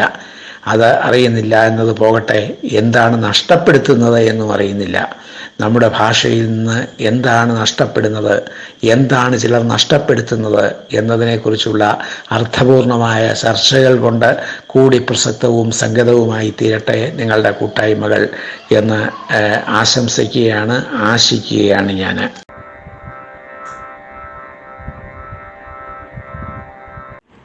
അത് പ്രിയപ്പെട്ടവരെ, സർഗജാലകം കൂട്ടായ്മയുടെ ഞാൻ പങ്കെടുക്കുന്ന 3ാമത്തെ പരിപാടിയാണിത്. കവിതയാണെന്ന് തോന്നുന്നു നമുക്ക് കുറച്ചുകൂടി നന്നായിട്ട് ചർച്ച ചെയ്യാൻ പറ്റുന്നത് കഥയെക്കാളും ഇപ്പോൾ എനിക്ക് തോന്നുന്നു. കാരണം കവിത അതിൻ്റെ മനോഹരമായ തലത്തിൽ ആലപിച്ച് കേൾക്കുമ്പോൾ ഉണ്ടാകുന്ന ഒരു സുഖമുണ്ടല്ലോ. അപ്പോൾ അത് തീർച്ചയായിട്ടും നമ്മളെ കൂടുതൽ ചർച്ചയിലേക്കും കൂടുതൽ തലങ്ങളിലേക്കും നടത്തിക്കൊണ്ട് പോകുന്നുണ്ട്. ശ്രീ പ്രഭാവർമ്മയുടെ പൊന്നിൻ കൊലുസ് എന്ന് പറയുന്ന ഈ കവിതയെ നമുക്കിന്ന് ചർച്ച ചെയ്യാൻ കഴിഞ്ഞതും വലിയ സന്തോഷമായി ഞാൻ കരുതുന്നു. ഇതിൻ്റെ ചർച്ചയുടെ മുഴുവൻ സമയവും അതിൻ്റെ ഒപ്പം ഇരിക്കുകയും എല്ലാ അഭിപ്രായങ്ങളും കൃത്യമായി കേൾക്കുകയും അതിനോട് ഓരോന്നിനോടും പ്രതികരിക്കുകയും കവിതയെക്കുറിച്ച് കൂടുതൽ സംസാരിക്കുകയും ഒക്കെ ചെയ്ത പ്രഭാവർമ്മയോടുള്ള ഒരുപാട് നന്ദി ആദ്യം തന്നെ ഞാൻ അറിയിക്കുകയാണ്. കാരണം ആ ജീവിതം എത്രമാത്രം തിരക്ക് പിടിച്ചതാണെന്ന് നന്നായി അറിയാവുന്ന ഒരാളായതുകൊണ്ട് തന്നെ പിന്നെ പയ്യന്നൂരുമായിട്ട് തനിക്കുള്ള ഹൃദയബന്ധത്തെ അവതരിപ്പിച്ചുകൊണ്ട് തന്നെ അദ്ദേഹം തീർച്ചയായിട്ടും അത് പറഞ്ഞു എന്നതും നമുക്ക് സന്തോഷമുള്ള കാര്യമാണ്. അങ്ങനെ ഒരു പയ്യന്നൂരുകാരനായി തീർന്നത് എനിക്ക് അറിഞ്ഞുകൂടായിരുന്നു കേട്ടോ. ഞാൻ ഇന്ന് ആദ്യമായിട്ട് അറിഞ്ഞ കാര്യമാണത്. കാരണം അദ്ദേഹത്തെ തിരുവല്ലക്കാരനായിട്ട് മാത്രമേ എനിക്കറിയുണ്ടായിരുന്നുള്ളൂ. അപ്പോൾ അതും വലിയ സന്തോഷം ഉണ്ടാക്കിയ കാര്യമാണ്.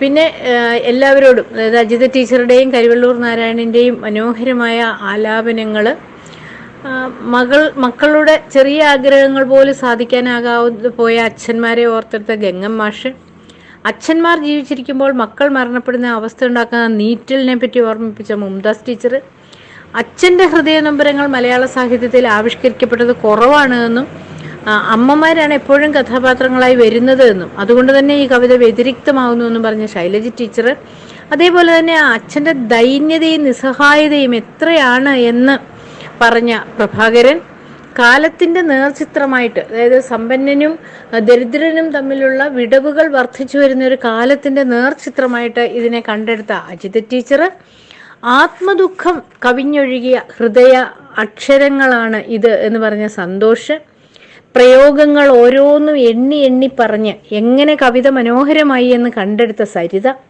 ഉള്ളവന്റെ ആസ്തി വർദ്ധിക്കുകയും ഇല്ലാത്തവനൊന്നുമില്ലാത്തവനായി തീരുകയും ചെയ്യുന്ന ഒരു ലോകക്രമത്തെ ഈ കവിതയിൽ നിന്ന് വായിച്ചെടുത്ത ഗംഗൻ മാഷ്, പി.കെ. നാരായണന്റെ ഹൃദയസ്പർശിയായ വാക്കുകൾ, ഈശ്വരൻ മാഷ്, അതാണ് എനിക്ക് സത്യത്തിൽ ഈ കവിതയുടെ ചർച്ചയിൽ എന്നെ ഏറ്റവും സ്പർശിച്ച കാര്യം ഈശ്വരൻ മാഷിന്റെ വാക്കുകളായിരുന്നു.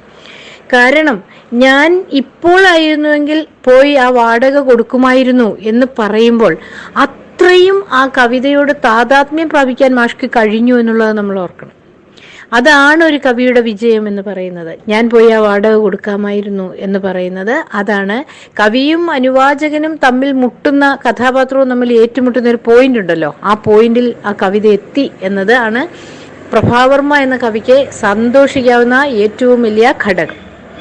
പിന്നെ അച്ഛൻ്റെ കണ്ണീരുകൊണ്ട് മലയാളത്തെ കരയിച്ചു എന്ന് പറഞ്ഞ അഡ്വക്കേറ്റ് രാജേഷ്, കണ്ണീരുപ്പ് കലർന്ന കവിത എന്ന് പറഞ്ഞ സദാശിവൻ ഇരിങ്ങല്, കാലിക പ്രസക്തമായ മനോഹരമായ വിഷാദ കാവ്യം എന്നതിനെ വിളിച്ച ഷിബി, പിന്നെ വൈക്കത്ത് ശ്രീധരൻ, കുഞ്ഞപ്പൻ തൃക്കരിപ്പൂർ, വിനോദൻ പൂന്തുരുത്തി, സജീവൻ നമ്പ്യാർ, സുധർമ്മ, അനിൽകുമാർ, ദീപ്തി ഭരതൻ, എല്ലാവരും കവിതയെ ആസ്വദിച്ചു. അവര് അതിൻ്റെ ആ നൊമ്പരത്തെ അതേപോലെ ഏറ്റുവാങ്ങി. അതിലെ ദ്വന്ദ്വങ്ങളെ പോലും കണ്ടെടുത്തു വായിച്ചവരെല്ലാവരും. അതായത് പൊന്നിൻ കൊലുസും പൊന്നിൻ കുരിശും തമ്മിലുള്ള വ്യത്യാസം. എന്നിട്ടും ഈ പറഞ്ഞ അപ്പോൾ സഹായിക്കാൻ കഴിഞ്ഞില്ലെങ്കിലും ഹൃദയത്തിൽ കുത്തുകൊണ്ടുപോയ ഒരു പുരോഹിതൻ, അതുകൊണ്ട് അയാൾക്ക് പിന്നെ ഒന്നും ചെയ്യാൻ കഴിയില്ല. അതുകൊണ്ട് അയാൾ ആ രൂപത്തിന്റെ മുൻപിൽ മുട്ടുകുത്തി ആർത്തലച്ച് കരയുന്നു. അപ്പോഴാണ് അത് കൊണ്ട് കൊടുക്കാൻ. അപ്പോൾ ആ തരത്തിൽ നൊമ്പരമുള്ള അല്ലെങ്കിൽ അങ്ങനെ താതാത്മ്യം പ്രാപിക്കാൻ കഴിയുന്ന പുരോഹിത വർഗത്തെ കണ്ടെത്തുക, ഇത്തരത്തിലുള്ള പിന്നെ അറിയാത്ത തലങ്ങളിലേക്ക്. ഞാൻ എപ്പോഴും എൻ്റെ വിദ്യാർത്ഥികളോട് പറയാറുണ്ട്, ഈ വായിക്കുമ്പോൾ നിങ്ങൾ വരികളിലൂടെ വായിക്കരുത്, വരികൾക്കിടയിലൂടെ വായിക്കണമെന്ന്. ആ തരത്തിലുള്ള വായന നടത്തിയ ഇന്നത്തെ എല്ലാവർക്കും സന്തോഷത്തോടെ, നിങ്ങളുടെ കുടുംബത്തിലെ തന്നെ അംഗമായ ഞാൻ സന്തോഷത്തോടെ നന്ദി പറയുന്നു. ഇനിയും നമ്മുടെ ചർച്ചകൾ സജീവമായി മുന്നോട്ട് പോകട്ടെ എന്ന് ആശംസിക്കുന്നു. പ്രഭാവർമ്മയ്ക്ക് വീണ്ടും ഞാൻ നന്ദി പറയുന്നു. അദ്ദേഹം ഇത്രയും സജീവമായി ചർച്ചയിൽ പങ്കെടുത്തു എന്നതിന്. എന്നെപ്പറ്റി അദ്ദേഹം പറഞ്ഞ ആ വാക്കുകളെ ഞാൻ എൻ്റെ ഹൃദയത്തോട് ചേർത്ത് വെക്കുന്നു. അതിനെ ഞാനൊരു ഗുരുവിൻ്റെ അനുഗ്രഹം പോലെ ഏറ്റുവാങ്ങുന്നു. കാരണം മലയാളത്തിലെ എത്രയോ എഴുത്തുകാരെ കാണുന്ന, എത്രയോ പേരെ സൂക്ഷ്മമായി നിരീക്ഷിക്കുന്ന ഒരാളാണത്. അപ്പോൾ അതുകൊണ്ട് തന്നെ എനിക്ക് ആ വാക്കുകൾ വളരെ വിലപ്പെട്ടതാണ്. അങ്ങനെ നമ്മുടെ ഇന്നത്തെ ചർച്ച അവസാനിക്കുകയാണ്. അടുത്ത ഒരു ദിവസം നമുക്ക് വീണ്ടും കാണാം.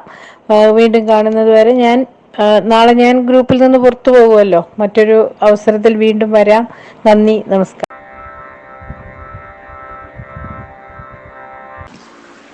പ്രിയപ്പെട്ടവരെ, പയ്യന്നൂരുമായുള്ള ഹൃദയബന്ധത്തിൽ പറഞ്ഞു തുടങ്ങി സർഗജാലകത്തിന്റെ നല്ല നടത്തിപ്പിന് സ്നേഹമുദ്രകളാൽ സാക്ഷ്യപത്രം നൽകി സൗഹൃദം കാക്കും എന്ന പ്രത്യാശ നൽകി ആണ് ശ്രീ പ്രഭാവർമ്മ നമ്മോട് സംസാരം ഇപ്പോൾ അവസാനിപ്പിച്ചത്. ഡോക്ടർ മിനി പ്രസാദ് 3-ാം തവണ വിശകലനം ആയിട്ട് നമ്മുടെ മുന്നിലേക്ക് എത്തി നമ്മളെ ഇപ്പോഴും വല്ലാതെ അങ്ങ് സന്തോഷിപ്പിക്കുകയാണ്. കാരണം സാഹിത്യരംഗത്തെ ഏകാന്തതയുടെ നിരൂപണ വ്യക്തിത്വം എന്നാണ് ഡോക്ടർ എം ലീലാവതിയെക്കുറിച്ച് പ്രഭാവർമ്മ സൂചിപ്പിച്ചത്. ആ ലീലാവതിക്ക് പകരക്കാരിയായിട്ടുള്ള നിരൂപണ ഭാഷ്യമാണ് ഡോക്ടർ മിനി പ്രസാദിൻ്റേത് എന്ന വലിയ സർട്ടിഫിക്കറ്റാണ് ബഹുമാന്യനായ ശ്രീ പ്രഭാവർമ്മ സാർ മിനി ടീച്ചർക്ക് നൽകിയിട്ടുള്ളത്. അതിലപ്പുറം ഒന്നും പറയാനില്ല. ഇന്നത്തെ സർഗജാലകത്തിൻ്റെ ഏറ്റവും വലിയ ധന്യതയായി ഞാൻ ശ്രീ പ്രഭാവർമ്മയുടെ ആ സർട്ടിഫിക്കറ്റിനെ തന്നെയാണ് കാണുന്നത്. സർഗജാലകത്തിൻ്റെ എല്ലാ കൃത്യമായ നടത്തിപ്പിനും ഈ കുടുംബത്തിൻ്റെ അകത്ത് ഇല്ലാത്ത ഒരു ആൾ എന്ന നിലയിൽ അകത്ത് നിർത്തിക്കൊണ്ട് വളരെ മാന്യതയോടെ ഈ കുടുംബം നടത്തിക്കൊണ്ടുപോകണം എന്നാഗ്രഹിക്കുന്ന മലയാളത്തിലെ സാംസ്കാരിക നായകന്മാരുടെ ഒരു വലിയ നിരയുണ്ട്. ആ നിരയിൽ ഒന്നാമത് നിൽക്കുന്നത് ഡോക്ടർ മിനി പ്രസാദാണ്. ആ മിനി പ്രസാദിന് ഇന്ന് പ്രഭാവർമ്മയെ പോലുള്ള ഒരു കവി നൽകിയിരിക്കുന്ന ഈ ഗുഡ് സർട്ടിഫിക്കറ്റ് ഉണ്ട്. ആ സർട്ടിഫിക്കറ്റ് നമ്മുടെ സർഗജാലകത്തിൻ്റെ കൂടി സർട്ടിഫിക്കറ്റായി മാറും എന്നുള്ള കാര്യത്തിൽ തർക്കമില്ല. ഏതായാലും ക്ഷണിക്കാതെയാണ് ഇപ്പോൾ ഡോക്ടർ മിനി പ്രസാദ് ആസ്വാദന വിശകലനവുമായി കടന്നു വന്നത്. ഒരു കാരണവശാലും മിനി ടീച്ചറെ ക്ഷണിക്കേണ്ടതില്ല എന്ന നമ്മുടെ ബോധ്യമുണ്ട്. ആ ബോധ്യം ടീച്ചറുടെ ഉള്ളിൽ നിന്ന് തന്നെ ഉൽപ്പാദിപ്പിക്കുന്ന ഒരു പ്രത്യേക വികാരമായി നമ്മളിലേക്ക് പോസ്റ്റായിട്ട് ഓഡിയോ ക്ലിപ്പായിട്ട് കടന്നു വരികയായിരുന്നു. വളരെ വളരെ സന്തോഷമുണ്ട്. എല്ലാത്തിനോടും ഈ കാണിക്കുന്ന സ്നേഹത്തിൻ്റെ ഒരു വലിയ നന്ദി എങ്ങനെ രേഖപ്പെടുത്തണം എന്നറിയില്ല. ഔപചാരികമായ നന്ദി രേഖപ്പെടുത്താൻ ശ്രീജിത്ത് കാനായി നമ്മോടൊപ്പമുണ്ട്. നമ്മുടെ ഭരണസമിതി അംഗമായ ശ്രീജിത്ത് കാനായി യഥാർത്ഥത്തിൽ കഥാകൃത്ത് മാത്രമല്ല, നിരൂപകൻ്റെ പുതിയ ഒരു രൂപഭാവവുമായിട്ടാണ് സർഗജാലകത്തിൽ ഇപ്പോൾ കഴിഞ്ഞ കുറച്ചു കാലമായി രംഗത്ത് വരുന്നത്. ഇന്ന് ഈ കവിതയെക്കുറിച്ച് തുടക്കത്തിൽ ശ്രീജിത്ത് കാനായി എഴുതിയിരിക്കുന്ന ആ കമൻറ്റിൽ, ആസ്വാദനത്തിൽ ശ്രീ പ്രഭാവർമ്മ അത് കൃത്യമായി അടയാളപ്പെടുത്തിയിട്ടാണ് സംസാരിച്ചത്. ശ്രീജിത്ത് കാനായി ഔപചാരികമായി നമ്മോട് നന്ദി പറയും. അതിനായി ക്ഷണിക്കുകയാണ്. അതിന് തൊട്ടു മുമ്പ് ഒരു വാക്ക്, ഇന്ന് പ്രൈം ടൈം ഇവിടെ അവസാനിക്കുമെങ്കിലും, ഈ നന്ദി പറച്ചിലോടുകൂടി അവസാനിക്കുമെങ്കിലും, ഈ കവിതയുടെ വിശകലനവുമായി ബന്ധപ്പെട്ട് ഇന്ന് പങ്കെടുക്കാൻ സാധിക്കാതെ പോയ മുഴുവൻ കുടുംബാംഗങ്ങളും എനിക്കറിയാം നാളെ രേഖപ്പെടുത്തും എന്ന്. അവരെല്ലാവരും അതിനുള്ള ശ്രദ്ധ ഉണ്ടാക്കണം എന്ന് സൂചിപ്പിച്ചുകൊണ്ട് നന്ദി രേഖപ്പെടുത്താനായി ശ്രീജിത്ത് കാനായിയെ സ്നേഹപൂർവ്വം ക്ഷണിക്കുന്നു.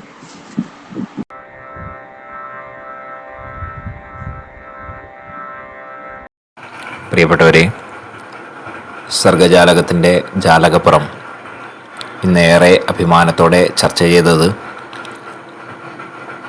പയ്യന്നൂരിൻ്റെ പുത്രനും ഒപ്പം തന്നെ മലയാളത്തിൻ്റെ ആ കാവ്യ മണ്ഡലത്തിൽ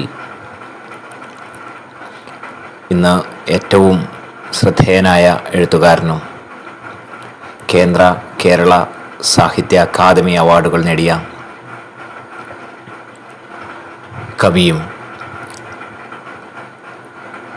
ബഹുമാനപ്പെട്ട മുഖ്യമന്ത്രിയുടെ പ്രസ് സെക്രട്ടറിയും ഒക്കെയായ, വിശേഷണങ്ങൾക്ക് അതീതനായ ശ്രീ പ്രഭാവർമ്മയുടെ പൊന്നിൻ കൊലുസ് എന്ന കവിതയാണ്.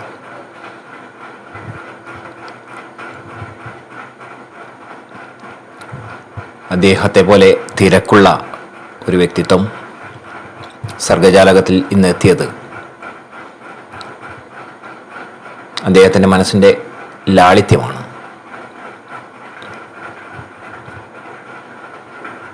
നമ്മുടെ അഭിമാനമാണ്, നമ്മുടെ അഹങ്കാരമാണ്. അദ്ദേഹത്തിൻ്റെ ഏറ്റവും വിലപ്പെട്ട സമയം, അതുപോലെ തന്നെ അദ്ദേഹത്തിൻ്റെ ഏറ്റവും കനപ്പെട്ട കൃതി നമുക്ക് ചർച്ചയ്ക്കായി അനുവദിക്കുകയും നമ്മോടൊപ്പം ഇത്രയും സമയം ചെലവഴിക്കുകയും ചെയ്ത ശ്രീ പ്രഭാവർമ്മയോടുള്ള സർഗജാലകത്തിൻ്റെ അഗേതവമായ നന്ദി സർഗജാലകത്തിന് വേണ്ടിയും സർഗജാലകത്തിലെ ഓരോ കുടുംബാംഗങ്ങൾക്ക് വേണ്ടിയും ഹൃദയത്തിൽ തൊട്ട് അറിയിക്കുകയാണ്. ഒപ്പം തന്നെ നമ്മൾ എപ്പോൾ സമീപിച്ചാലും ഒരു കുടുംബാംഗത്തെ പോലെ നമ്മോട് സഹകരിക്കുകയും കാവ്യാത്മകമായ ഭാഷയിൽ ഏത് കൃതിയെയും ഏത് എഴുത്തിനെയും വളരെ ഭംഗിയോടുകൂടി അതിൻ്റെ അന്തര അർത്ഥങ്ങളിലേക്ക് കടന്നു ചെന്ന് നിരൂപണം ചെയ്യുകയും ചെയ്യുന്ന പ്രിയപ്പെട്ട മിനി പ്രസാദ്, പ്രിയപ്പെട്ട മിനിയേച്ചി അവരുകളാണ്. അതോടൊപ്പം തന്നെ എന്നത്തെയും പോലെ ഇന്നത്തെ ചർച്ചയും വളരെ ഭംഗിയായി ഏകോപനം ചെയ്ത് ഈ ചർച്ചയെ സമ്പുഷ്ടമാക്കിയ സർഗജാലകത്തിൻ്റെ പ്രിയപ്പെട്ട ശ്രീ സദാശിവൻ ഇരിങ്ങൽ അവർകളോടുള്ള നന്ദി അറിയിക്കേണ്ടതുണ്ട് മാത്രം അറിയിച്ചുകൊണ്ടും ഈ ചർച്ചയ്ക്ക് സ്വാഗതം പറഞ്ഞ പ്രിയ കവി ശ്രീ ശിവൻ തെറ്റത്തിന് ഔപചാരികതയുടെ പേരിൽ മാത്രം നന്ദി അറിയിച്ചുകൊണ്ടും ഈ ചർച്ചയിൽ പങ്കെടുത്ത എല്ലാ കുടുംബാംഗങ്ങളോടുള്ള നന്ദി ഹൃദയത്തിൽ തൊട്ട് അറിയിച്ചുകൊണ്ടും നിർത്തുന്നു. നന്ദി, നമസ്കാരം.